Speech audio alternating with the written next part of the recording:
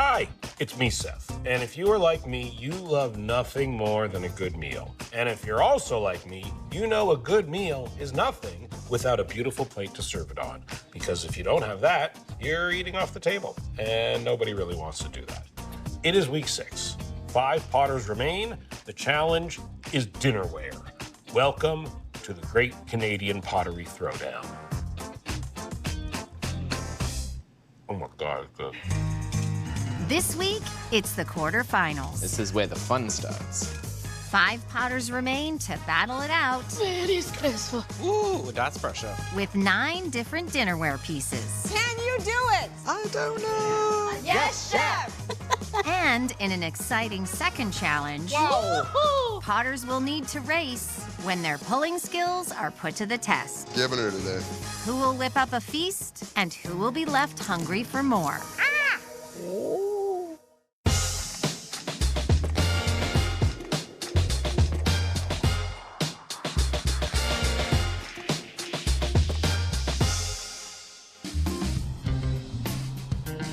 It's dinnerware week in the pottery.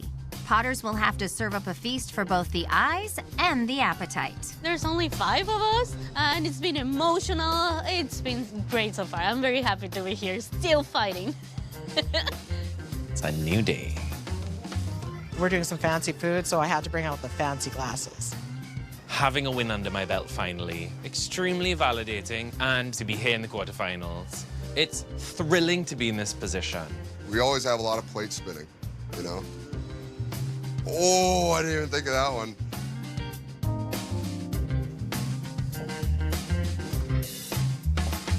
Top 5. Let's just take a minute and just take all that in, and we're done. This week's challenge is having you create dinnerware for a 9-course tasting menu created by one of Canada's leading chefs. He is a culinary innovator. He is the genius behind his Michelin star restaurant, Annalena. Please welcome Vancouver's own Chef Mike Robbins. Mike! Welcome, Chef. Thank you. I'm really looking forward to seeing how my food inspires your work. And I'm really looking forward to stealing bites when no one's watching. All right, Chef, may we see your dishes, please? We have a oyster with shaved foie gras. We have a fried chicken with an oyster emulsion, shelled mussels with torn bread, tomato and gazpacho salad, squid ink pasta with a Parmesan foam, chanterelle mushrooms, an A5 Wagyu with charred turnips, petit fours, and blackberry Paris breast. Wow, thank you, Chef. Plates and bowls seem like the simplest of forms to make, but they can be a challenge to make well. Your plate set can be all matching, or they could be 9 individual pieces. We are going to be judging on concept, creativity, craftsmanship, and how well it elevates the course being served. With plateware, I'm just looking for items that suit the food that we serve on it. Yes, Chef! I'm sorry, we were just dying to do that. You have a restaurant empire to run, so we will leave you to do that, but we will see you back here for judging. Thank you very much. Thank you. You have 7 hours to make and refine your dishes, and that 7 hours starts now. Potters get potting. To do this for a Michelin star chef? I mean, no pressure. No pressure. No pressure. I've never got fancy food in my life. Never. I like to consider myself a foodie, so, you know, it's sort of like, let's pretend that I'm a potter that makes fancy plates for a fancy chef. I'm excited, if you can't tell. I think the hardest part is making a canvas for another artist. That's while also infusing part of like yourself in it. That's gonna be the hardest part. I'm definitely not a good cook, so hopefully I can make plates that make food look nice, but I'm not the one that makes the nice food to go on the plates. Making plates may seem simple, but they're actually very tricky. They usually are flat surfaces, so the risk is always, we call it cracks. So when you dry way too fast, the clay doesn't shrink properly, it stresses a lot of cracks. doing as best as possible, trying to compress the clay as much as possible, but it's tricky. I think everyone's focused on compressing their bottoms, but it's also like, even when you do sometimes, it doesn't help. Applying pressure to the base compresses the particles and helps make it a uniform thickness, reducing the risk of cracking during drying and firing. We want to have pieces come out, right? And this isn't an abstract piece. This is a functional plate. Oh, too thin. Too thin. I'm not taking any chances kind of thing, you know? Week 6, dinnerware. The 9-course tasting menu. What an amazing collaboration for the Potters. Doing a set that matches all together or also doing one of a kind. And I think we've got a lot of great examples here. Some more traditional forms that are wheel thrown, matching it with glazes. And then these ones here, a more rich, dramatic surface with that black background. These are hand-built, very striking and unusual when you think of dinnerware. The treatment of a simple glaze, tying it all together, makes it an obvious set. They have a lot of pieces to create in a pretty limited time. 9 pieces is a tall order. Potters are throwing and sculpting fast in order to turn out 9 different pieces. My plan is I'm gonna keep in the same color, so I'm gonna just play with form. That's my go-to. This week's balance between that food and the pottery, making sure that one doesn't overpower the other, is definitely a delicate dance. I'm starting out with this form and I'm stretching it out, pulling out the walls so that there'll be ample room for everything. Off to the drying room for you. With so many pieces to create, the Potters utilize the drying room throughout the build to speed up the drying process for refining. Hi, Rainu. Hello, Rainu. Oh, look at your drawings, as usual. Well, stunning. Thank you. Can you tell us a little bit about the techniques that you're using to form these pieces? Sure, I am doing mostly slab work, some sculptural work. The Kushi oyster was sort of slabbed and then formed. Same with little sort of chaise lounge for the little lemon job. I know, so very cozy cute. in there. Yes, it's Very cozy. bougie. Rainu is creating a hand-built set, making organic shapes with complementary colors based on each course being served. I love the look of determination you have today. I Like, have Rainu not is all much time. business right now. I'm all business, definitely bossy. That's my nature, really. I'm quite bossy. You can ask anybody here. Is Rainu bossy? Yes, Very bossy. but I love it. First one to use the extruder. This is where the fun starts. Extruding is the technique of pushing clay through a nozzle to create specific shapes, such as coils, tubes, or hollow forms. There it is. What a beauty. Nice, dude. Can you cut it for me while I hold on to it? Just crunching one out Just here. slice it. One pure slice. Perfect. Ooh, dude, that's sick. I've never done that before. You've never used an extruder? No. They're great. Look I at can't that. spell extruder. How goes the dinnerware? I love to organize things, so I made templates for all the plates. Yeah. So my plan is to do a transition from Baroque, like highly decorative, to what I love about Canada, which is nature and all the textures. Elsa will be using a mix of throwing and hand building, differentiating pieces through structure, and sticking to a monochrome color palette. I love, like, we're going through a culinary journey, and then we're also going through your own personal journey. Yes. We're starting to get some shapes, some forms, and I'm really happy with what I'm seeing so far. Hello, Kiefer. Hello. How are you doing? Good. I'm happy I'm on the wheel. I think the title of this challenge should just be Compress. Yeah. Because that is what we were doing here. That's what you're doing. Yeah. Both in a time crunch sense and Yes. also in your rims. Yes, I'm emotionally compressed.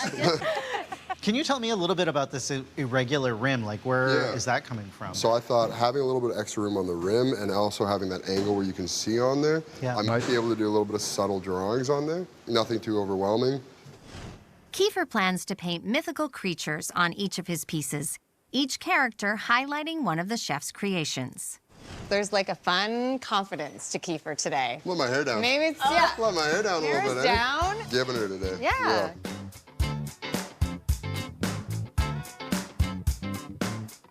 Here's the grand plan. Let me Vanna White for you.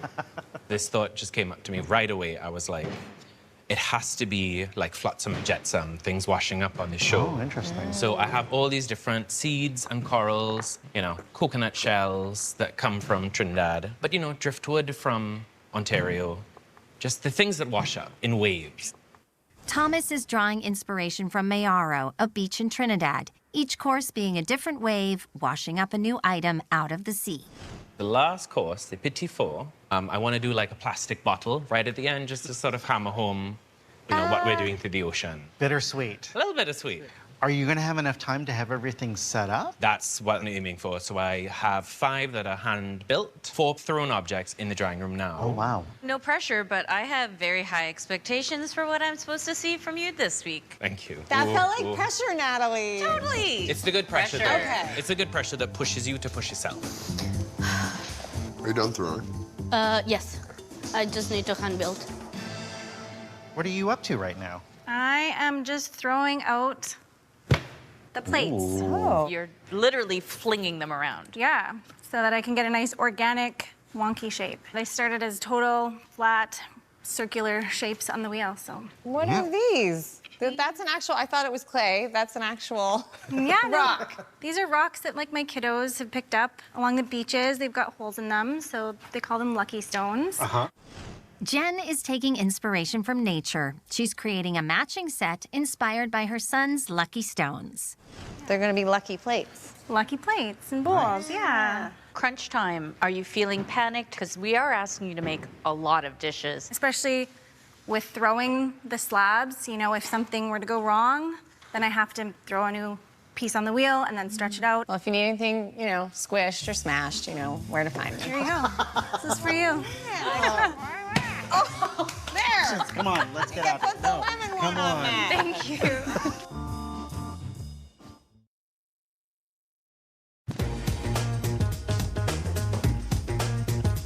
9 different pieces is a lot for any potter to keep track of, especially with all going at once. Just organize my mind as much as possible. I don't want to be crying later on.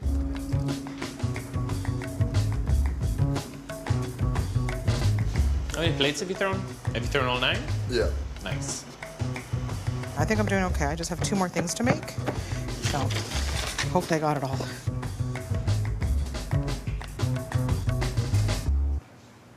I had to make some little clay labels so that I know what piece is which and keep looking and making sure that, you know, the shape and the size requirements are the same. So I think I've got it under control now. It's a plastic jug washed up by the sea. Talking about pollution, you know, just a little provocative moment. I like to provoke sometimes. Don't know why I'm doing this to provoke, but. You are halfway through this challenge, everybody. Get cooking. All 9 are rolling. With all dishes on the go and firming up to leather hard, potters must turn their focus to details and refining. It looks like the plan seems to be coming together nicely. Yeah.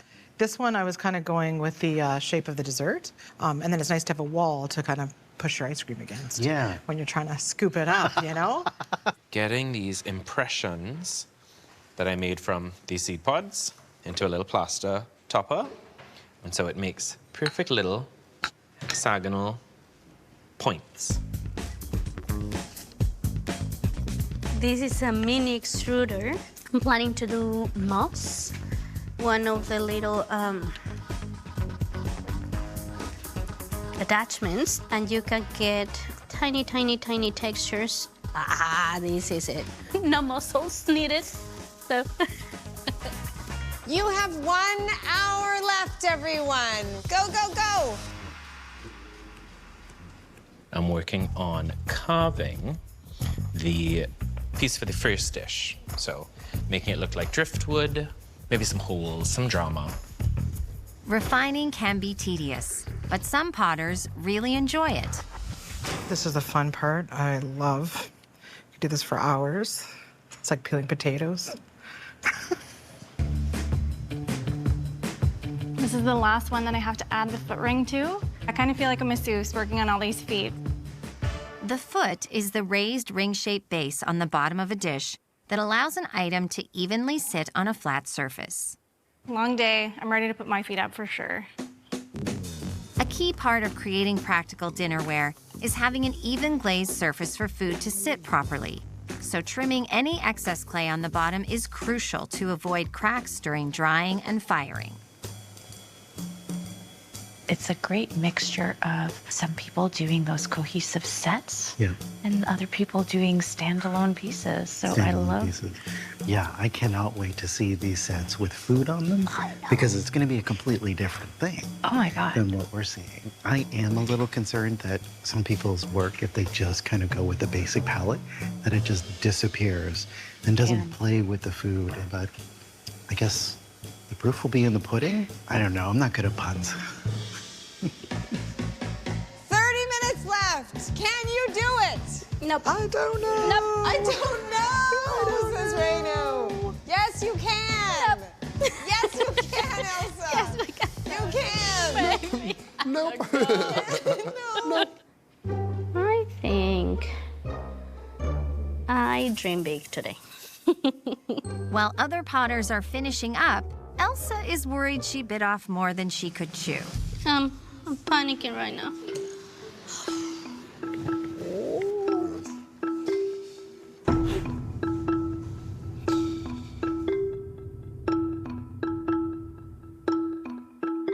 Simplifying a little bit, but it's okay. I'm trying not to shake.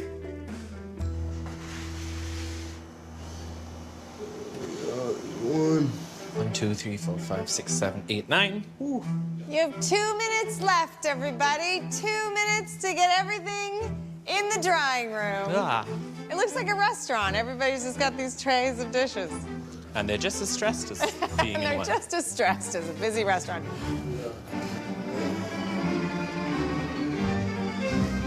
Jen, it's all going in? This is it. Okay. Thank you.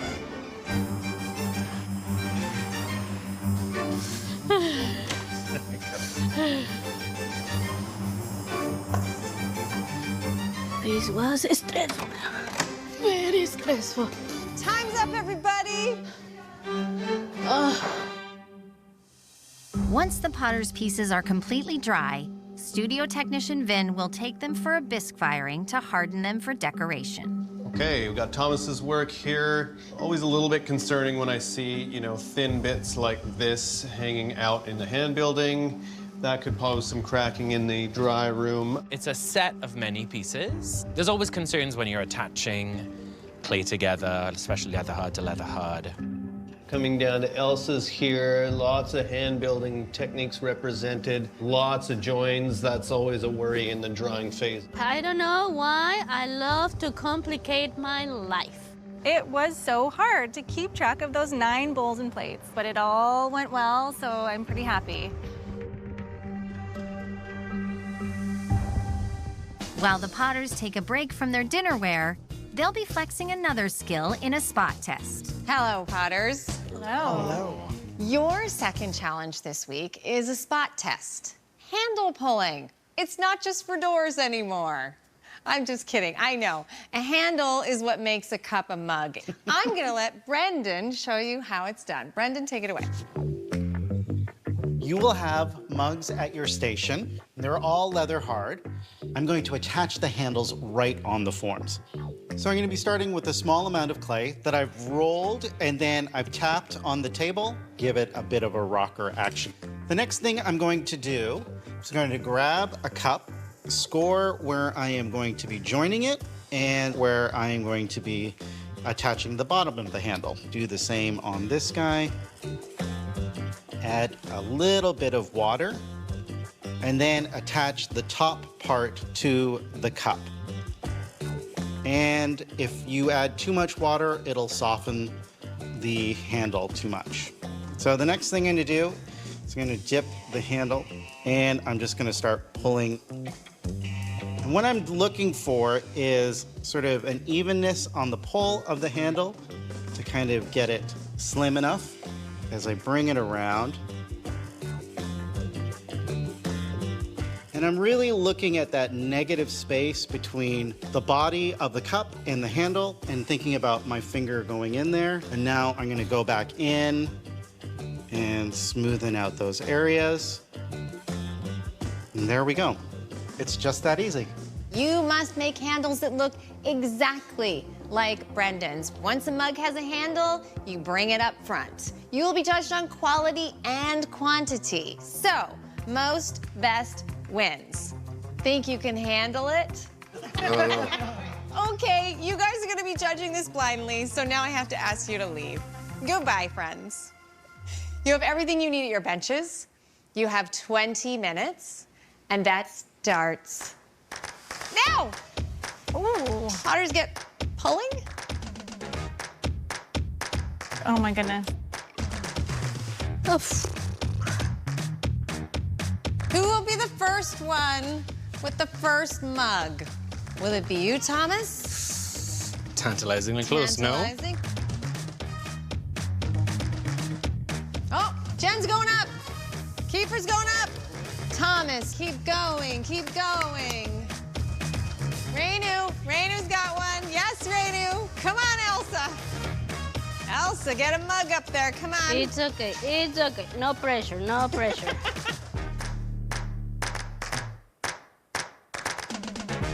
Go, go, go, everyone. Oh, Rainu's going up with number 2. 2 for Rainu. There we go, Elsa. Yeah. She's going now. Rainu, you're doing a slightly different method. You're lining up your handles. I like it. Getting things prepped. Get a few of them done. Yeah. Avoid a few steps. I like how competitive you are today, Rainu. I like efficient. I'm getting efficient in here. Yeah. 3 for Kiefer, 3 for Rainu, 3 for Elsa, 3 for Thomas, 3 for John. It's a 3 tie. Ah! Halfway into this rocket fast challenge, everybody. Go, go, go. It's not a good handle. I'm gonna try that again. That's bad. I was gonna say everyone had 5, but then Elsa put down number 6. You see, once she get her motor rolling, that's it. We're doomed. Elsa is in the lead by 1. 8. 8 minutes left. You gotta go faster, everybody. Elsa's are beautiful. That's so nice. Kiefer even found time to compliment someone. This show is so Canadian. I love it. 4 minutes. Ooh, that's pressure. 4 minutes. That's plenty. Rainu delivering. Thomas has got another one. Elsa's got another one. Woo! Wow! Woo! Woo! What a moment. That's amazing. So many mugs, so little time. Let's go, let's go. Yes. Elsa, stop. Jen's running. She's up for the challenge. 45 seconds. Maybe one more. Is that crazy? 5, 4. Oh, which one's mine? 3. Oh, no. 2, 1. Time's up. Hands up, everyone. Yes. Oh my God. Bring it in, bring it in, bring it in, bring it in. What was your system, That was amazing.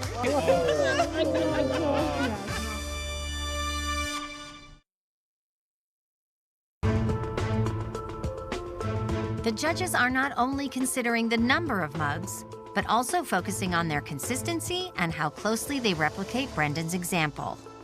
Okay, the judges have the results. Let's get going. So in 5th place with 11 mugs, whose does this work? It's mine. Okay, so Rainu, there's a lot of inconsistencies with some of the handles, little pinches here and there. In 4th place with also 11 mugs, whose work is this? I have no idea. Kiefer, they lack the consistency. I was looking for continuity. In 3rd place with 12 mugs, whose work is this? Elsa. We both like these, but the downside is that they were more sprung handles, so they were kind of going more long and wide, which is a nice handle, but wasn't necessarily the handle that I threw. In 2nd place with 11 mugs, whose mugs are these? Thomas. They're lovely, very similar to capturing that ear shape. Finally, with the grand total of 13 mugs, they have these ones. Well done, Jen. Thank you. An excellent job on the sheer number of them and also the consistency of your handle pulling. Well Awesome. done. Thank you. Thank you. You're a beast. When I heard Elsa was taking the lead, Elsa has another one, Elsa has another one, so I had to step it up. And I'm super competitive, I guess, and I just, have to challenge myself. So it feels pretty good to come away with the win on that one. Coming second to last, I'll definitely be going in there and glazing my butt off. When Brendan starts the demo and he's pulling handles, all I'm thinking is, uh-oh.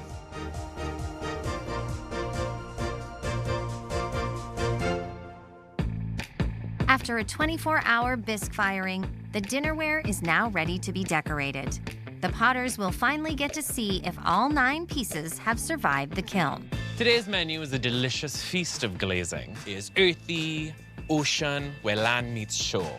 Browns, blues, sandy colors. I'm prepared already mentally, focus on everything, all the details that I need to accomplish today, so I'm excited. Hello, Potters. Your dinnerware sets are out of the kiln, and it's now time to serve up some decorating. You want to make eye-catching dishes that elevate the food, not overwhelm it. Remember to consider the plating of your meal. Will your colors and details complement or clash? You have 3.5 hours for your decorating, and that 3.5 hours starts now. Okay. No cracks. Sweet. Kiefer, Renu, and Thomas are using a variety of colors, while Elsa and Jen are sticking to a more monochrome design.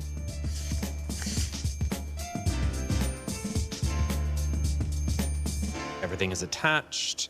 Everything looks perfect. It's called Miaro for a certain place in Trinidad that I love, called Miaro. It's a perfect dinner set at this point that I can work on this and dedicate it to my grandmother, who, like, a few days ago passed. We spent a lot of time in Miaro, on the beach, working, I guess, through grief, through pottery. It's great. It's healing. It's healing.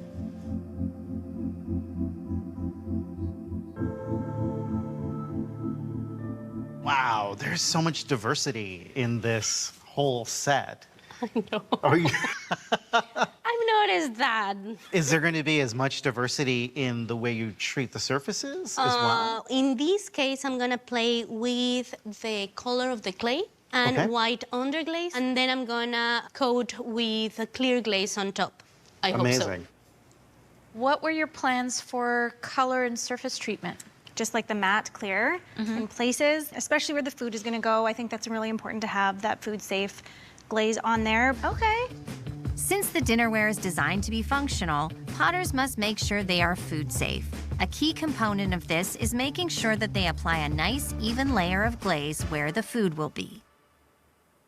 Color-wise, the palette on your illustrations here are very sort of soft. They're very subtle and kind of taking a back seat so that the food can shine. Kiefer is trying out a new technique called underglaze trailing to draw on his plates. I have the underglaze in here, so I'll be squeezing it through this needle, and as I run it along, it will be trailing it behind. It's gonna be a little bit more chaotic, right, when I use this instead of a brush.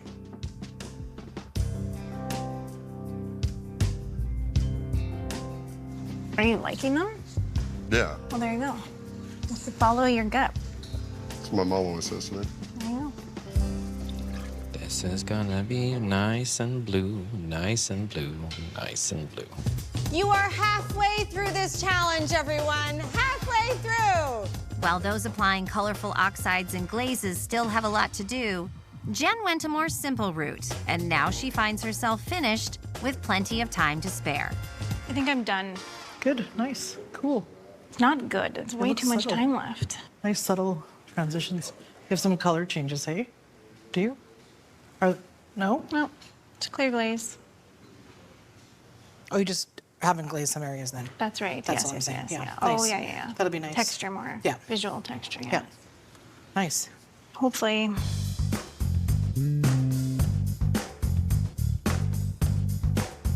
The Jens are going to the kiln room. It's a Jen party. That guy can go over here. Do you want that on there? Yeah. Thank you. That made me nervous. Jen, I don't know. We should just go get a coffee or something while everybody else. I could go for lunch. I'm pretty hungry. I like to toe the line between realistic and stylized, you know? A more playful take on reality. A lot of like knobbled surfaces, a lot of these like driftwoody textures, but not too real. Yeah. I'm never one for realism. So right now I'm taking my time, like painting properly and checking and double check. Okay. Because once I start glazing, I cannot fix it. You're doing all the colors that all the landlords I had wished that I painted with. And I did know it. what. I know.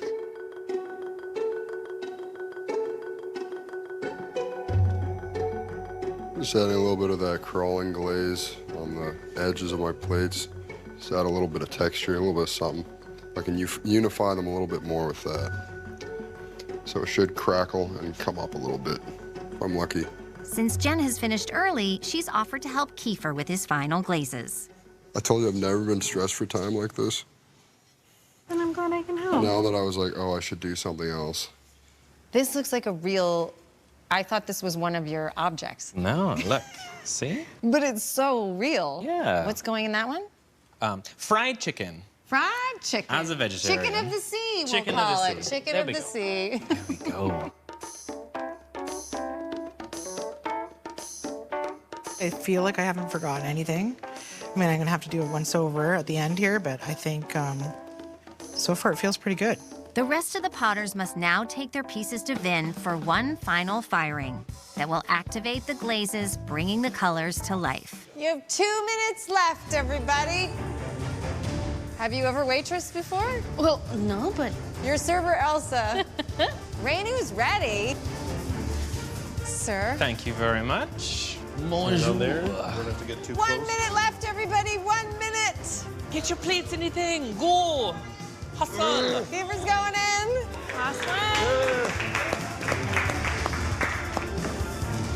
All right. Sorry there, buddy. That is our last potter. You are finished, everyone. Well done. Yay. When have I ever been the last one? Woo! I'm feeling optimistic. I took some risks in there. I'm hoping they pay off. I think my use of restraint will help my set stand out. It just kind of has a level of class to it, I think, which is nice. My design definitely could seem simple from the outside, but I think it's pretty hard to pull it off in a really clean and elegant way, and I hope that's really what comes through when the judges see that.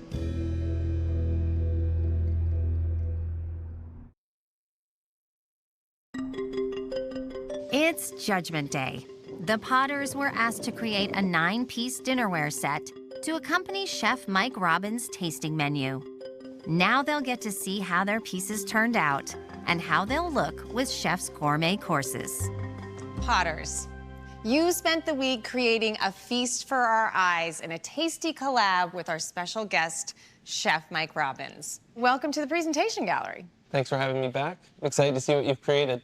All right, it's time to begin the judging. Hello, Thomas. Hello, hello. Hello. Welcome. Hi, Thomas. Hello. Amazing. Wow. It definitely looks like a coastline of objects. I really love how the pieces individually have such presence. The depth that you were able to achieve with the pooling of the glazes and the rubbing of the oxides or underglaze into the texture just highlight it beautifully. Well, we see how lovely they look, but now I'd like to see them with a 9-course tasting menu.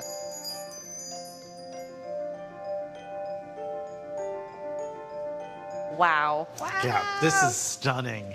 There's just so much to take in. I really like the overall theme of this place, and the dishes all accepted the food well. It's just so clever. You knew what you were going for, and you went for it, and it works really well. I mean, I talked about dedicating this to my recently passed grandmother.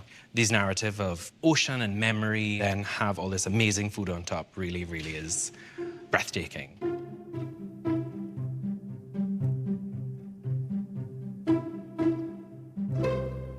I'm drawn to these darker glazed ones a lot. I saw a hint of this really intriguing texture and color on the bottom. I wish that there was a little bit more of a transfer or transition into the other surface. Yes. So it looks like a very timid version of the outside. Yeah, I'm really enjoying also how you've handled the material and how your pinching or your carving has sort of translated into the form.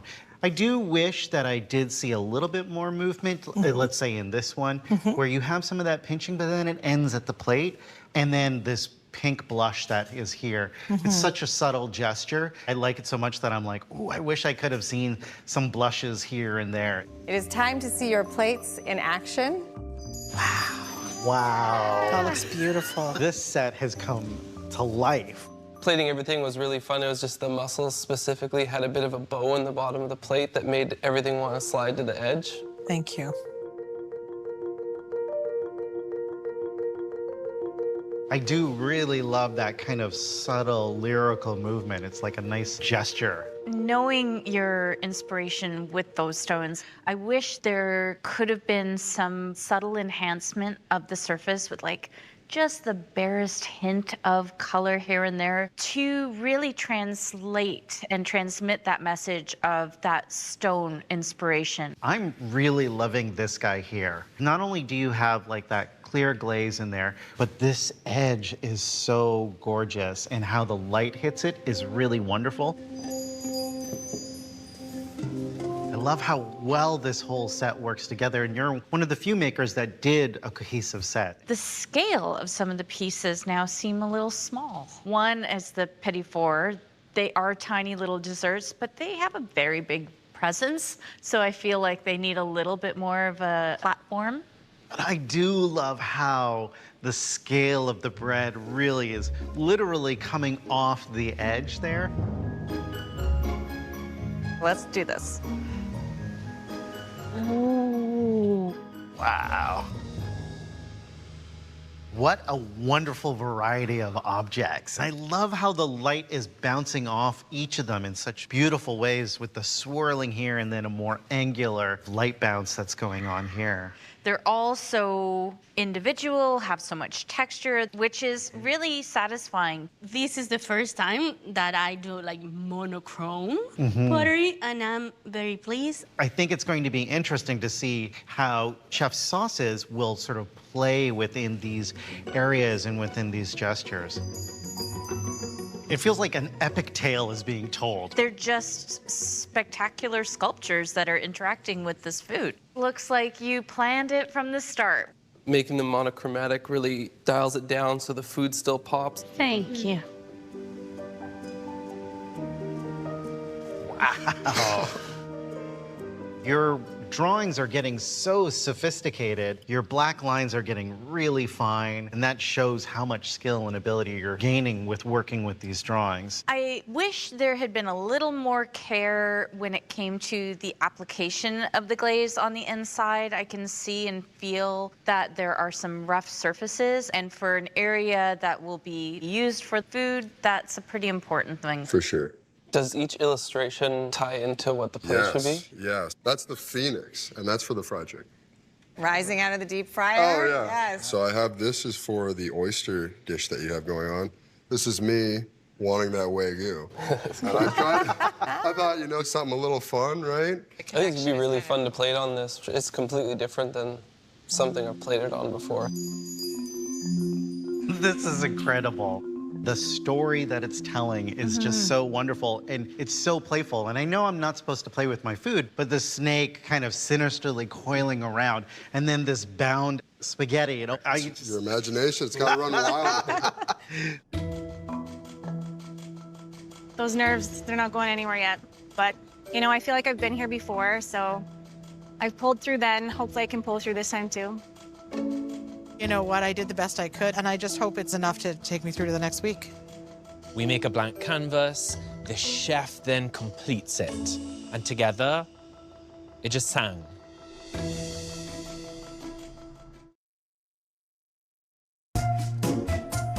This week, our Potters made dinnerware for our special guest chef, Mike Robbins.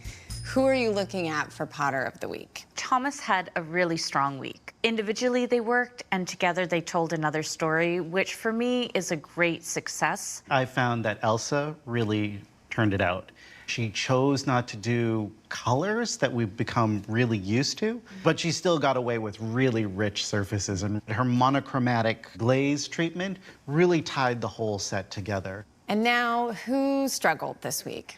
Renu, I felt with her set, there was some really hot pieces, but then there were other areas where the transitions were a little awkward. I would have loved to see some of the labor that she had on the underside, unseen areas, transfer onto the top. Jen had a set that some of the pieces, the scale seemed too small for the food that was being plated. When it's this close, we really should consider the second challenge, where Renu came in last. And I guess at this level, when we only have 5 Potters left, these small details are really what determines the outcome. Yeah.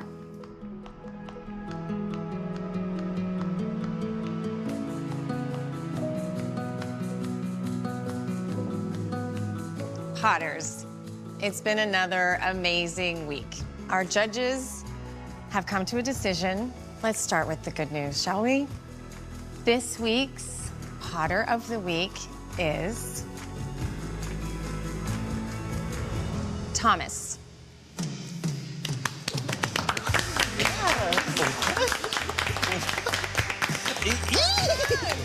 I don't know what to do.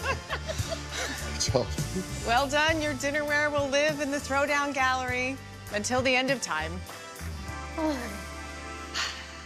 And now, the part I really don't like. This gets harder and harder every week. The Potter going home this week is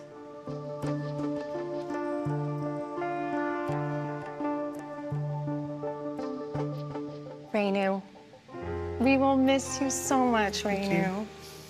It's been so much fun with some great people. So it's all good. It's all good. Renu, we're gonna really miss you in the pottery. It was an absolute pleasure getting to know you and your work through this competition, and thank you for sharing that with us. Thank you. It's been wonderful. Top 5 is an incredible achievement. I feel so lucky that I've been able to be part of this experience. So I'm going out on a high, and I'm very happy with that. I'm so grateful, so thank you. She's going back to Olds to teach a lot of other kids, you know, not just 26-year-old kids, you know. So yeah, I love her with all my heart. She's great. Gives great hugs. Always smells amazing. As Renu leaves the pottery, Thomas's dinnerware will now take the 6th spot in the Throwdown Gallery. I'm so happy for Thomas. He really brought his A game. The concept, the construction, the decoration, all combined perfectly to make that food shine spectacularly. Disbelief, shock, awe, and then pride, you know, very proud of what I've done, and that they see it means the world to me. 2 in a row. 2 in a row. 2 in a row.